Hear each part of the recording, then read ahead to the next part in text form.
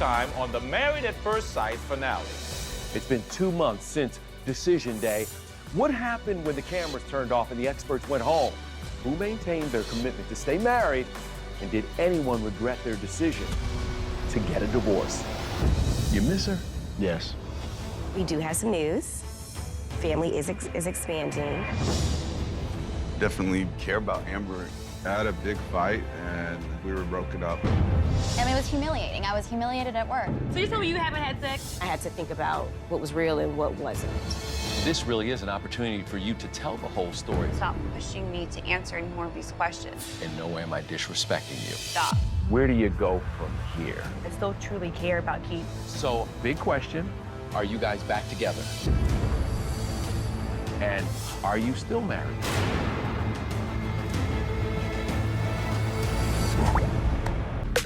Welcome to the Married at First Sight finale. I'm your host, Kevin Frazier. Now, all of our couples agreed to marry strangers with the hope of finding love. But each relationship, of course, poses unique challenges and sacrifices along the way.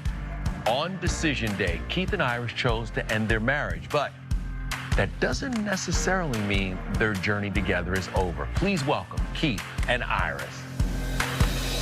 Hi. Good, how are you? I'm fantastic. Thank you, thank you, thank you. Kevin. Keith, so Good good. to How meet you you. doing? Oh, well, about yourself? Sit over there. How are y'all doing? How's everything going? How are y'all doing? Pretty good, I'm doing good. Not bad, not bad. Here's a question. I just want to start off with something general. What qualities did you see in Iris, did you see in Keith that the experts got right? I think with Iris, I think the experts really did a good job at, we both are into serving children and serving the youth. And which is, you know, a great thing for me because that's something I've dedicated my life to. So I think they did a good job with that, for sure. Okay. Yeah. Iris?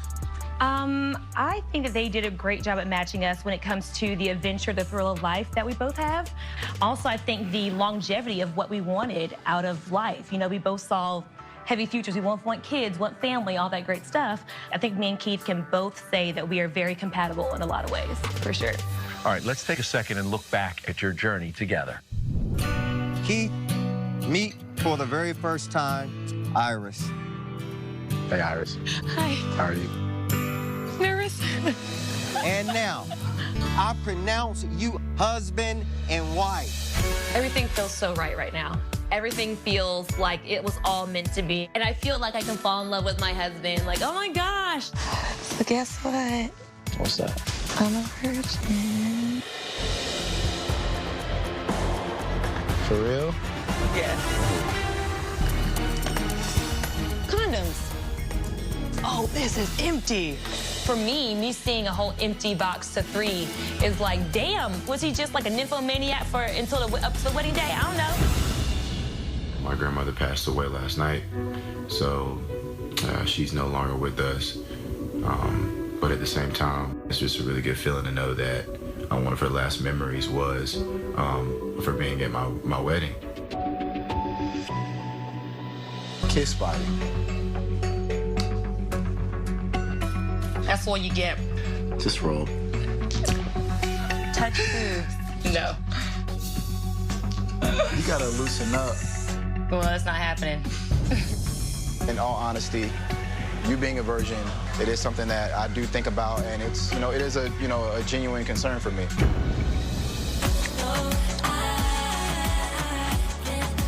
I've never seen this side of Iris before, and I gotta say, I like it. That was quite a journey. When you see it end like that, you're like, wow, this could work. Iris, you're crying right now. Why? I still truly care about Keith. End of the day, I care a lot for him, so yeah. When you see this kind of emotion from her, what goes through your mind right now? She's who I thought she's been this entire time, which is compassionate and caring and like one of the most genuine people I've ever met. So, you know, I definitely appreciate that. Mm-hmm. Yeah. All right. Now, on decision day, both Keith and Iris spoke to the experts with such admiration for each other. So it was no surprise when Iris said that she wanted to remain married. But Keith, the experts were visibly shaken when you said you wanted a divorce. And Iris, what went through your head at that moment when Keith said that? Because obviously you were expecting him to say, I want to remain married. That's when I went blank. Like, that's when I was like, I was like, oh yeah, all these things, okay, yeah. And it's like, like literally like a loss of breath, a loss of like almost like a mentally blacking out. It was just the whole setup of how you were saying it. Almost felt like, okay, yeah, and she does this and she's great at that, and then, but I don't want to stay married to her because she don't have enough relationship experience. So I'm good on you. You're great though. Keep doing you. Because that's what I said. But that's how it was interpreted. You know, you have to understand. Oh, of course. That's how it was interpreted. Yeah. And it was very hard. It was still hard to hear, but I think it's allowed me to see a different perspective of myself. So I'm very thankful for a lot of, like, I would not take this whole experience or moment back, ever. Like, I would do it all over again, just because I know I learned so much and I gained so much. And do everything the same way? Not the same way. You would change a few things? I would change a few things, yeah. What would you change? I wish I would have pushed him on him being more open about how he felt about my virginity. And not just the surface conversation, like, oh, it seems to be something that, you know, is gonna be hard for us to work over, it's gonna be a hurdle, but digging deep as to why that is such an issue is what I really needed to know. Because walking away and saying that, oh yeah, it's because you don't have a lot of relationship experience. What in the hell does that mean? Well, let's let him explain why it was such an issue and such a big deal and why you walked away from marriage because of that. Not having sex is fine, and what you deciding to save yourself is one thing, but sex is an area that you're not experienced in, and it's a place you don't really know yourself yet. And personally, I feel like you should know yourself to some extent before going into a marriage with somebody else, because a lot of times you're allowing that person to kind of decide or create who what your intimacy is going to be like if you don't have any experience doing it. Yeah, I may not know what it means to have sex, but that's why I, wanted to have that experience with you. So what you're saying right now is you did want to have that experience, you wanted to have that experience with your husband. Yeah, yeah, absolutely. Whether that was during the 8 weeks, after the 8 weeks, at some point, that's why I came on Married at First Sight. You know what I mean? Like, I knew that I wanted to eventually have sex with whoever this person was. If they, we really clicked and we really made things happen. I felt like me and Keith really clicked and made things happen. But it was just like, because I am a virgin, this did not. That's not what I'm saying. But Keith, you just said that because I don't have enough sexual experience. That makes it feels like I'm missing a whole part of myself now, and you don't want to help me explore that or learn that because that's too difficult for you to want to go through. No, I'm saying that your reactions to certain things that weren't even having to do with sex, like how uncomfortable you were finding condoms in my apartment, like these are things that let me know that, like, okay, Iris may not be ready for a husband. That what? For real. It was a red flag. Like, these are things that I take in consideration. I have to, because we don't have that much time to figure out if we're going to stay married or not. I just feel like that all could have been a conversation you could have had with me, because I had no idea. Again, you can't fix something if you don't know it. How are you going to fix how would you be able to fix your emotional maturity in 8 weeks? Like, it doesn't make any sense. Because we try after the 8 weeks, Keith.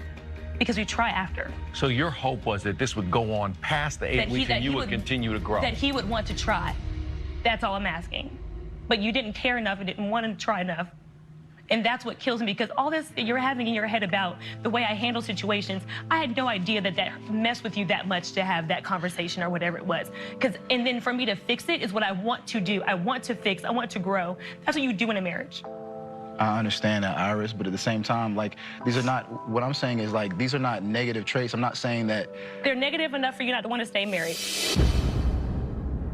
Let's be honest. I mean, you're a man who clearly had past relationships. Yes. And you were sexually active, and it's very hard then, as you saying, back all the way back to the beginning. It is like going back. It is like going back. And, like, I didn't necessarily want the responsibility of teaching Iris, because that's tough. But I don't want to be that for. I never had an intention of being that for anybody. It's to kind of like help them figure out and establish their like intimate foundation or their foundation of intimacy. I don't have any desire to do that. All right, basically he just said, you ain't never had sex. You had nothing, I mean, forget being a virgin. No, it's not about sex. It's not about sex. It was about intimacy. I never used the word sex in that one. It's about intimacy. It's about your foundation of intimacy. So explain to me exactly what intimacy means to you.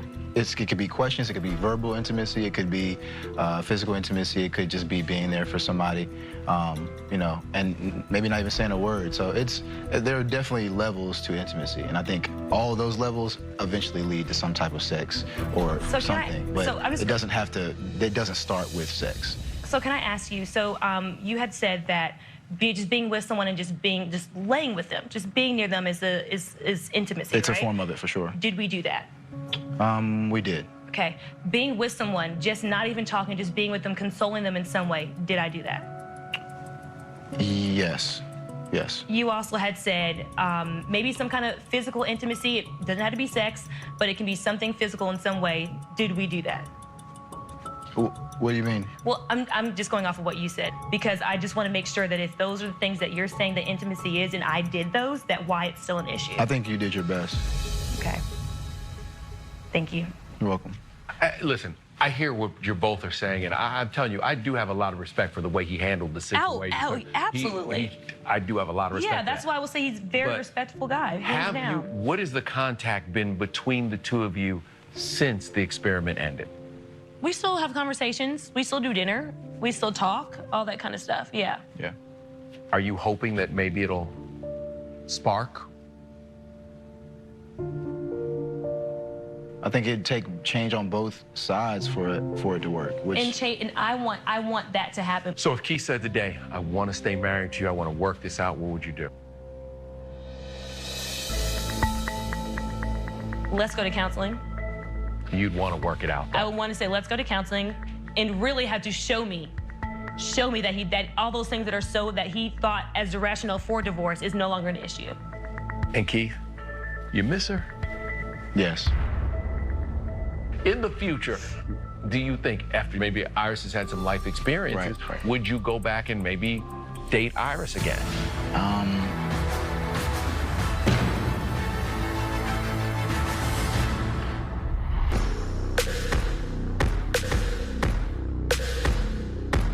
Well, hey guys. It's Ashley and Anthony.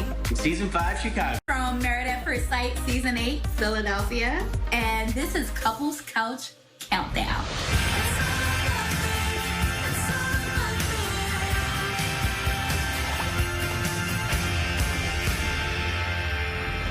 Tonight, we're watching the top 8 funniest moments in Married at First Sight history. So you know I'm gonna be on here, so. I don't know if you made the countdown. Oh, come on. I gotta be up there somewhere. I don't know. All right, guys, let's start this countdown. Number 8. Tom tries to get Lillian's attention while she's working. So I have my doctor's appointment soon. I'm gonna get my blood work drawn, and then gotta go see the doctor. Get to look at all the little wizards in my bloodstream. I'm just gonna talk to myself as if I'm talking to you. Most of the time I went to that ranch and get to learn a lot about being a gay cowboy. You know what I'm saying? No, I don't. You don't? Number 7. Will's expectations don't quite match reality. I hope my wife is having fun as I am, but, in a reserved manner, nothing wild and crazy. Can you make me go, ooh, ooh, ooh, ah? Do you think you can touch me in my spots? Number 6. The bucket incident. So tonight was fun. Few too many tequila shots, but I have to call it. Thank you so much for coming out tonight. I partied way too hard. That looks great like that. Okay, I love it. It's a new fashion statement. I have my Bucket. Get the bucket. Where's the bucket? Where's the bucket? Get it out, girl. Number 5. We learned that Ryan and Jackie played it safe on their wedding night. This is my wife. We got married yesterday. And this is our first day as a married couple. No. No. I'm sorry. I know it. Number 4. Keith goes out swinging. Nobody saw.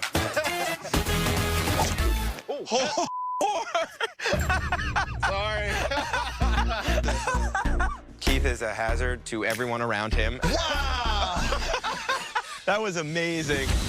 Number 3. Danielle walks in on Cody during a touching moment. Cody. There you are. Oh my God. Getting to know myself a little bit better through this process. I needed guide time. You could have played it off a little bit. Number 2. Things really heat up between Ashley and Anthony. All you gotta do is like, you know, give me one of these. That was your hair. Oh my God. That was my bad. Anthony burnt my hair. That was kind of scary, I'm not gonna lie.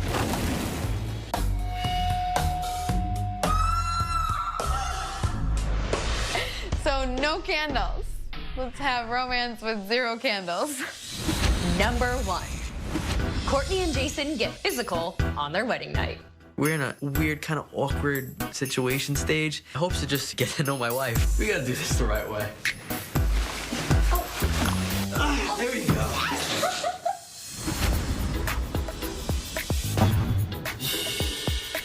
There we go. That was definitely a lot of funny moments, but we need to take a commercial break, and I need more wine, so we'll be right back.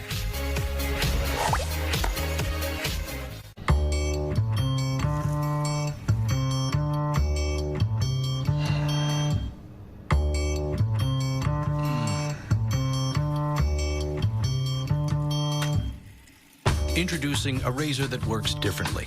The Gillette Skin Guard, designed with a guard between the blades that helps protect skin. It guards against razor burn on the neck and irritation on the face. Get the shave you've been waiting for. Gillette Skin Guard. And Doug. Hour 36 of the stakeout. As soon as the homeowners arrive, we'll inform them that Liberty Mutual customizes home insurance, so they'll only pay for what they need. Your turn to keep watch, Lima. You wake me up if you see anything.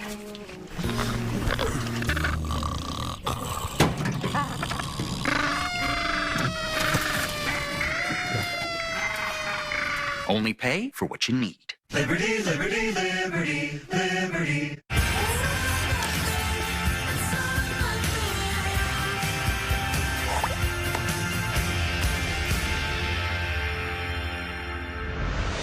Hey guys, welcome back to Married at First Sight Couples Couch Countdown. And before the break, we watched the top 8 funniest moments in Married at First Sight history. Let's get started with number 8. I'm just gonna talk to myself as if I'm talking to you. You don't listen half the time. There was that one time when you were on your phone not paying attention to me that I got butt naked and you just started. And you didn't pay attention. Yeah, I don't even remember that happening. That's where Tom should have taken it. He should have taken his clothes off, did a little windmill, and she would have paid attention. I gotta admit, that kind of looks like me. Of course it looks like you. Just It a is little you. bit. In the car with the laptop going. The phone, laptop, and then a pen that's clicking on the window. People are always calling. What do you want me to do? I want you to not click on my window. But I listen to you. You don't listen to I would have heard you say gay cowboy. That was funny though. I would have heard you say gay cowboy. I hope my wife is having fun as I am, but nothing wild and crazy. Can you make me go, ooh, ooh, ooh? That whole team of brides really got down and dirty. Bible study, ladies. In That's a what we Bible study. Looked like you was studying some mad at me. You had an interesting bachelor party. I don't know what you're talking about. My bachelor party was full of nice ladies. Bucket. Get the bucket. Bucket, where's the bucket? She was having a good time. I just remember thinking, thank God that wasn't me. Amber was a hot mess. But Tiara, slowly sliding down before she threw up. Who says, get me the bucket? And like Tara was like, I can't be up here. We've all been there. We've definitely all been there. I know I've been there a time or two. Or three. She has had other bucket nights to know to bring a bucket. No. How many Married at First Sight couples do you think have sex on their wedding night and then lie about it? Let me whisper to you so no one else hears. There's a condom on the floor. What should we do? I would just try to play it off like I didn't have a Kleenex and I needed to blow my nose. Over there. In a condom? Oh my God, that's gross. Kudos to you for being safe. Unkudos to you for not finding a garbage can. Safe sex is the best sex. Number 4, Keith and his golfing skills. Or lack thereof. Nobody saw. Keith, the ball doesn't move. The ball stays in one spot. Hey man, it was hot. My palms are sweating. But they had like the gloves and stuff for that. Like Nah, they couldn't get the grip gloves for it. I mean, that's all you can do is whiff and laugh, man. Whiff and laugh. Whiff and laugh. What did Luke say? That he's a hazard to everybody. I'm a danger Yes. to no one. There you are. Oh my God. Getting to know myself a little bit better. Yeah, think about it. He was doing that with a camera crew inside the house. Cody, get a lock. What was he doing? Was he like He was doing some downtime, man. I don't call it guy time. What time is that then? Flogging the bishop. Choking your chicken. I think it's Blaster baiting. masturbating time. But he didn't even try and pull it off. Like, Well, was he trying to pull it off?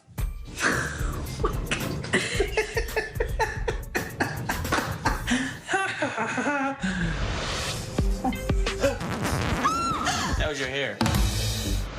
Had that happened to me, I might not be here today. he would leave me? No, you would have killed me. I just want to give myself a little bit of credit because I think I handled that really well. Think so, huh? Anthony, that was not a smooth move. You're like, Well, I'm sorry. If somebody would put a fire to your hair, you would be like, too. Maybe they were loose ends or whatever they call them, split ends. He did her a favor. didn't mean to burn your hair. We're good. Everything is good. We no longer have candles in our bathroom. So number 1, Jason. There we go. Okay. That's awesome. First of all, we gotta do this the right way, and Jason thinks that the right way is just throw her over his shoulder. What? Let's do this the right way in caveman times.